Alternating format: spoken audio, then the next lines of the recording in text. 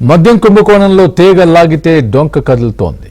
YS Jagan బంధువు పిఏగా ఉన్న సునీల్ రెడ్డి కంపెనీలపై దాడులు నిర్వహించిన సిట్ అధికారులకు మరిన్ని ఆసక్తికరమైన విషయాలు తెలిసాయి. విశాఖపట్నం, హైదరాబాద్లలో సునీల్ రెడ్డికి చెందిన కంపెనీలపై గురువారం ఏకకాలంలో జరిపిన సోదాలు శుక్రవారం తెల్లవారుజామున విశాఖతో ముగిశాయి. ఈ దాడుల్లో సిట్ కీలక డేటా సేకరించినట్టు తెలిసింది.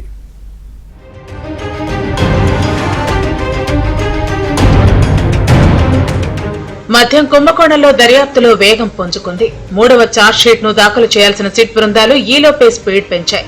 3వ ఛార్జ్షీట్ లో చెవిరెడ్డి భాస్కర్ రెడ్డి, ఆయన సన్నిహితుడు వెంకటేష్ నాయుడు, చెవిరెడ్డి పిఏలు బాలాజీ, నవీన్ల పాత్రను వివరించనున్నారు. వీరిని అరెస్టు చేసి నెల 18వ తేదీ నాటికి 90 రోజులు పూర్తవుతుండటంతో వీరికి సంబంధించిన ఛార్జ్షీట్ ను 15వ తేదీ నుంచి 18వ తేదీలోపు వేయాలని సిట్ నిర్ణయించింది.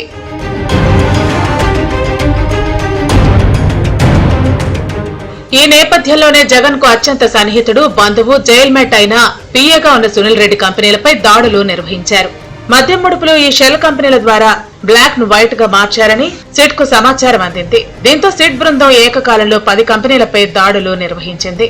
ఇందులో కీలక డేటాను సేకరించారు. ఈ డేటా ఆధారంగా సునీల్ రెడ్డి బావమరిది సందీప్ రెడ్డికి చెందిన కంపెనీలపై కూడా సిట్ దాడులు నిర్వహించింది. ఈ కంపెనీలకు చెందిన రికార్డులను కూడా సిట్ అధికారులు పరిశీలిస్తున్నారు. విశాఖపట్నంలో నర్రెడ్డి సునీల్ రెడ్డికి చెందిన కంపెనీలపై జరిపిన దాడులు శుక్రవారం తెల్లవారుజామున 2 గంటల ప్రాంతంలో ముగిశాయి.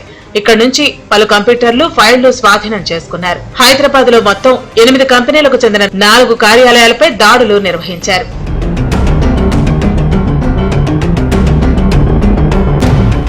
సునీల్ రెడ్డి బావమరిది సందీప్ రెడ్డికి చెందిన గ్రీన్ టెక్ ఇంజనీరింగ్ కంపెనీకి కొంత నగదు బదిలీ అయినట్లు సిట్ అధికారులు కనుగొన్నారు.